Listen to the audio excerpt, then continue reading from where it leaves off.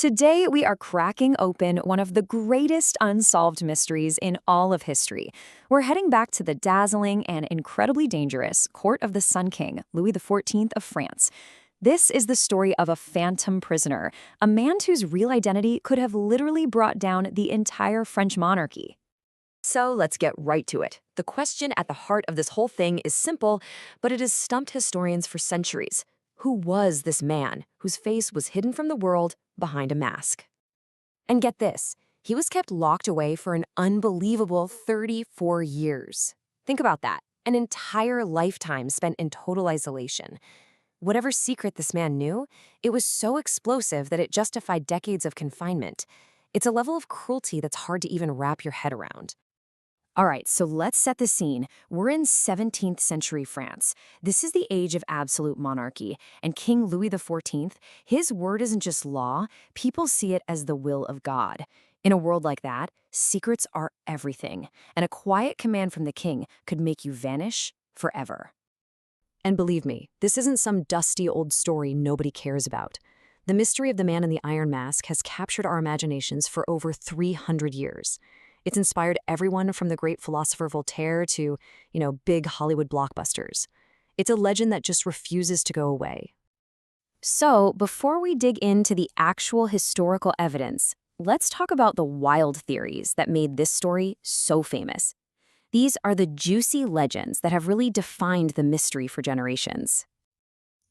The two most famous legends actually come from a couple of literary heavyweights. Voltaire, he was the first to really push the idea that the prisoner was a secret older half-brother to the king.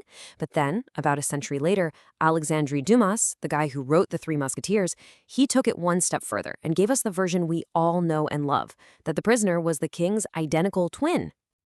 Now, the reason these theories are so powerful is because they just seem to explain everything so perfectly. I mean, why not just kill the prisoner and be done with it? Well, if he was royal blood, you couldn't do that. And why the mask to hide a face that looked exactly like the king's? The discovery of a twin or an older brother would have caused an insane political crisis and thrown the whole line of succession into chaos. But, as romantic and exciting as those stories are, they kind of fall apart when you look at the actual history. You see, royal births back then weren't private at all. They were huge public events. You'd have dozens of witnesses packed into the room for the specific purpose of preventing any funny business with swapped babies or secret twins. The queen was never, ever alone. A secret twin? Yeah, pretty much impossible. So if the legends are out, where do we go from here? Well, we go to the archives.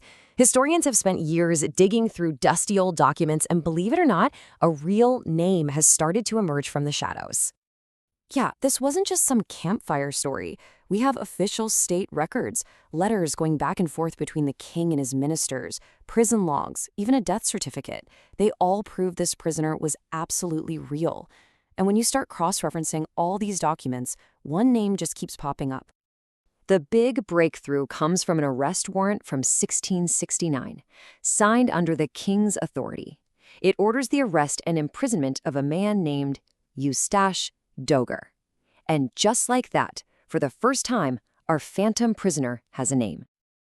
Okay, so you're probably thinking, if we have his name, case closed, right? Well, not so fast. In fact, this is where the mystery gets even stranger. In a letter to the man's jailer, the Minister of War writes him off as only a valet, a servant.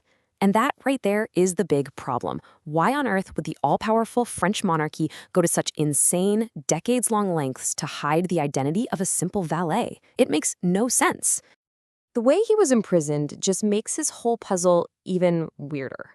For 34 years, he was watched over by one single dedicated jailer, a guy named St. Mars. And he was moved from prison to prison in what you could only really call a gilded cage. His life basically became a tour of France's scariest prisons. He started in the remote Pignerol fortress, then was moved to the Fort of Exiles, then to an island fortress in the Mediterranean, and finally, he ended up in the infamous Bastille, right in the heart of Paris. And always with that same jailer. The security was just off the charts. The jailer, St. Mars, had standing orders to kill him on the spot if he ever tried to talk about anything other than his basic needs. On one island, they built him a custom cell, a prison inside a prison, with triple barred windows and 3 doors. And yet, here's the crazy part. His cell was actually pretty nice. Well-furnished, comfortable.